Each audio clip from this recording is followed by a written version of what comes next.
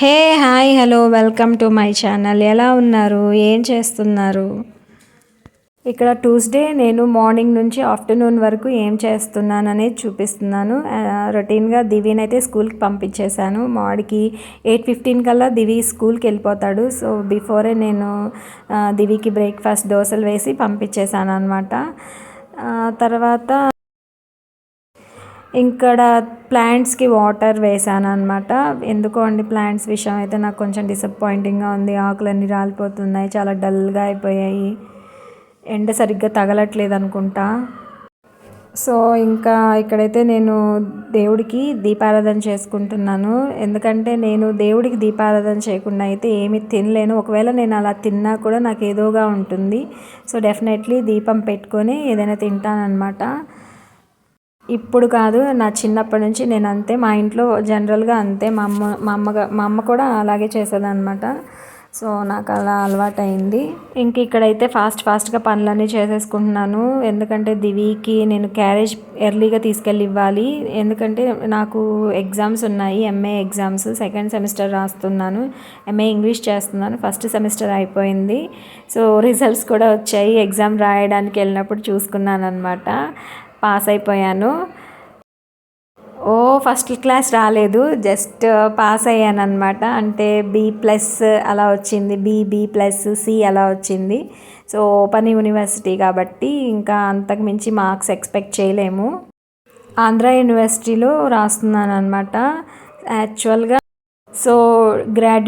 నేను యాక్చువల్గా BCom computer application చేసిన తర్వాత MBA చేద్దాము, లేకపోతే ఏదైనా పీజీ చేయాలని ఎప్పటి నుంచో ఉండేది, కానీ నాకు కుదరలేదు.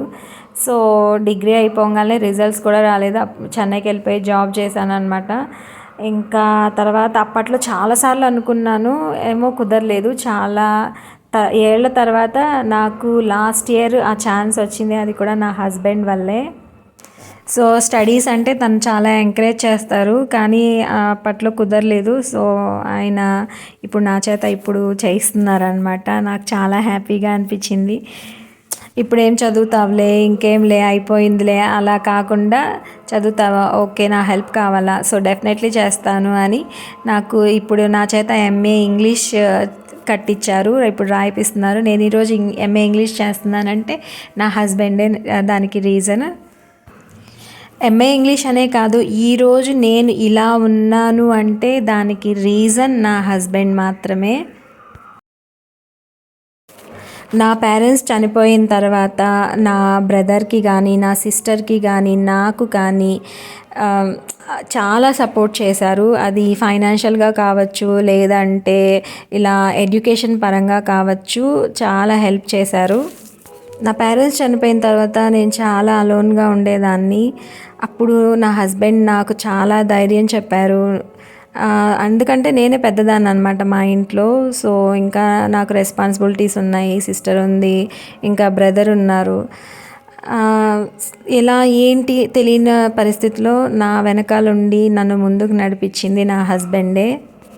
ఇప్పుడు యూట్యూబ్ చేస్తున్న దానికి కూడా ఎంకరేజ్ నా హస్బెండే. ఇలా చెయ్యి, అలా చెయ్యి, అట్లా పెట్టకూడదు, ఇలా ఉండాలి, అన్ని సజెషన్స్ తను చేస్తారు. నేను తన గైడ్లైన్స్ లేకుండా నేను ఏ పని నా లైఫ్లో నేను చేయలేను కూడా. నేను సక్సెస్ అయ్యాను అంటే దానికి కారణం నా హస్బెండే. I'm very proud to be his wife actually. అలా అని కోప్పడరని కాదు, అలా అని ఏదో స్పెషల్ అని కాదు, నార్మల్గానే ఉంటారు. బట్ నాకు సపోర్ట్ చేస్తారు, నన్ను అర్థం చేసుకుంటారు. అది నాకు చాలా అన్నమాట. నాలో ఉండే ప్లస్ని మైనస్ని అన్నిటినీ యాక్సెప్ట్ చేస్తారనమాట. సో అదే ఒక అమ్మాయికి కావాల్సింది. అసలు యాక్చువల్గా మా పేరెంట్స్ చనిపోయిన తర్వాత మేము జస్ట్ నథింగ్, ఏం లేదు. కానీ ఆ రోజు మేము మా వెనకాల నిల్చొని మాకు భుజం తట్టి మమ్మల్ని ముందుకు నడిపించింది అయితే మాత్రం నా హస్బెండే.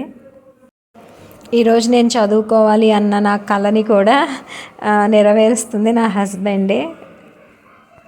సో ఇకపోతే ఇంకా మన వీడియోలోకి వచ్చేస్తే, ఇక్కడ నేను బట్టలు అయితే ఆరేస్తున్నాను అనమాట. వీడియో అయితే కొంచెం ఫాస్ట్ ఫార్వర్డ్లో ఉంటుంది. సో మీరైతే వీడియో ఎక్కడ స్కిప్ చేయకుండా చూసేయండి. ఇంకా బట్టలు ఆరేసి ఇంట్లోకి వచ్చి ఇంకా రైస్ పెట్టేశాను, వంకాయలు చేస్తున్నాను అనమాట. నాకు ఈ వంకాయలతో ఫ్రై అంటే చాలా ఇష్టం. యాక్చువల్గా పింక్ వంకాయలతో కన్నా ఈ గ్రీన్ వంకాయలతో ఏం చేసినా కూడా కర్రీ కానీ, పచ్చడి కానీ, పప్పు కానీ, సాంబార్ కానీ సూపర్గా ఉంటుందన్నమాట. నెక్స్ట్ ఈ వంకాయలతో నేను ఫ్రై ఇక్కడ ప్రిపేర్ చేస్తున్నాను. నార్మల్గా మా సైడ్ అయితే వేరుశనగలు పప్పుల పొడి వేస్తారు. నేను అవేం కూడా మిక్స్ చేయను. జస్ట్ ఆయిల్ తీసుకొని జీలకర్ర వేసేసి ఆనియన్స్ వేపేసుకొని ఒక 2 పచ్చిమిరపకాయలు వేసేసుకొని కరివేపాకు కొంచెం వేసుకొని బాగా ఫ్రై చేసుకున్నాక ఈ వంకాయలు కూడా వేసేసుకొని ఉప్పు పసుపు వేసి కాసేపు ఆయిల్లో మగ్గిచ్చేస్తాను అనమాట. కొంచెం వంకాయ మెత్తబడిన తర్వాత అందులో కారం వేసేస్తాను. కారం ధనియాల పొడి వేసేసి మూత పెట్టేసి స్టవ్ సిమ్లో పెట్టేసి ఇంకా బాగా ఫ్రై చేసేస్తాను అనమాట. అసలు ఇది వేడి వేడి అన్నంలో వేసుకొని తింటే ఉంటుంది, చాలా బాగుంటుంది. యాక్చువల్గా నాకు వంకాయ బజ్జీ, వంకాయ ఫ్రై అంటే పింక్ కాదండి, గ్రీన్ కలర్వి నాటు వంకాయలు అంటారు వీటిని. సో చాలా బాగుంటాయి. నా ఫేవరెట్ వెజిటేబుల్ అనమాట వంకాయ. అండ్ ఇక్కడ వంకాయలు ఫ్రై అంటే ఫస్ట్ ధనియాల పొడి, పసుపు, ఉప్పు, కారం వేసేసి ఆయిల్లో అలా బాగా ఫ్రై చేసేసుకోవాలి మూత పెట్టేసుకొని. ఇంకా వంకాయలు మెత్తబడేసి ఇంకా దించేస్తాము అన్న ఒక 3-4 మినిట్స్ ముందు కారం అంటే చిల్లీ పౌడర్ వేసేసుకోవాలి. ఇంకా వెల్లుల్లిపాయలు కూడా దంచి వేసేసుకొని ఒకసారి మిక్స్ చేసేసుకొని మూత పెట్టేసుకొని ఒక 2 మినిట్స్ అంటే 2 మినిట్స్ బాగా వేగనిచ్చామంటే సూపర్ అనమాట. స్మెల్ అరోమా కానీ చాలా బాగుంటుంది. ఇంకా వంట అయిపోయిన తర్వాత ఇంకా క్యారేజ్ ప్యాక్ చేసేసాను. ఇంక నేను రెడీ అవుతున్నాను అనమాట. టైం అవుతుంది. సో 11:30 అవుతుంది టైం ఇక్కడ.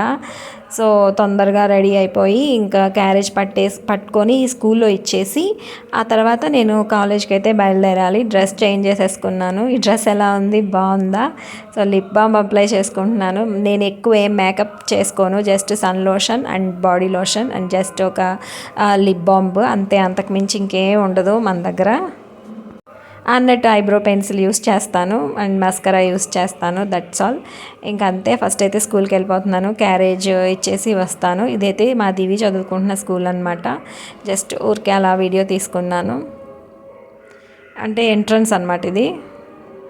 సో పేరెంట్స్ అక్కడ వెయిట్ చేయొచ్చు. ఇక దివికి క్యారేజ్ ఇచ్చేసి నేనైతే ఇంకా బస్లో స్టార్ట్ అయిపోయాను. ఎగ్జామ్ రాయడానికి వెళ్తున్నాను. మీకు వీడియో నచ్చితే లైక్ చేయండి అండ్ మన ఛానల్ని సబ్స్క్రైబ్ చేసుకోండి అండ్ కామెంట్ చేయండి, షేర్ చేయండి. అండ్ ఈ రోజుకైతే ఇవే కబుర్లు. ఉంటాను. Bye bye. Thanks for watching.